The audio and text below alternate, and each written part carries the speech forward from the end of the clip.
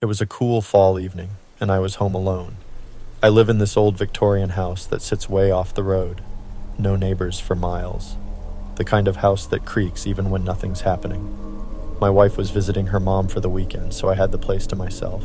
I wasn't even doing anything special, just sitting in the living room, watching TV, minding my own business.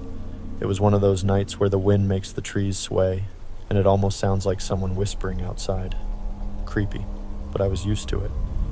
The sun had just gone down, and I was thinking about heading to bed when I heard a knock at the door. It startled me because, like I said, no neighbors, and no one ever just shows up here. I paused the TV and sat there for a second listening. Then I heard the knock again, louder this time, like whoever was out there was getting impatient. I walked to the front door but stopped just short of it. Something felt off. I don't know why, but I didn't want to open it right away. Instead, I went to the window next to the door to peek outside. The porch light was on, but there was no one there. I figured maybe they stepped back into the shadows or something, so I waited a second and called out, "Hello? Who's there?" A man's voice answered, kinda shaky. Hey, I need to use a phone. My car broke down up the road. It's an emergency. It sounded like a normal enough request, but something wasn't right.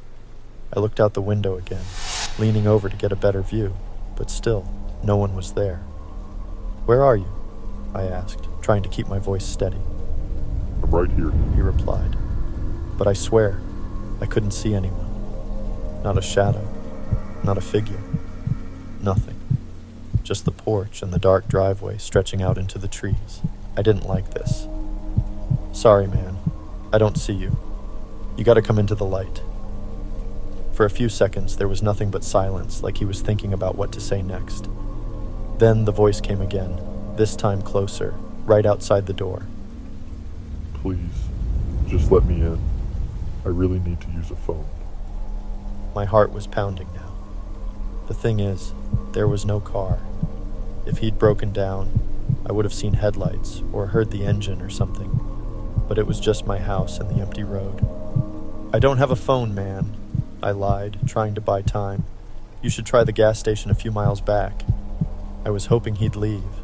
I was hoping that would be enough. But it wasn't. The knocking started again, louder and faster this time, like he was panicking. Come on, just open the door. I need help. Something about his voice changed. It wasn't desperate anymore. It was demanding, almost angry. I backed away from the door, my mind racing. I didn't know what to do. Call the cops? But what if this was just some guy who really did need help? But that's when it hit me. He never said he needed a phone to call for help. He just said he needed to use a phone. Who says that? I ran to the kitchen, grabbed a knife from the drawer, and tried to calm myself down. The knocking stopped, but I still felt like he was out there, waiting. I went back to the window, crouched low, and peeked out again. Nothing. No movement. No sound. I was about to call it a night and just barricade myself in the bedroom when I heard something at the back door. A soft tapping, almost like someone was dragging their fingers along the wood.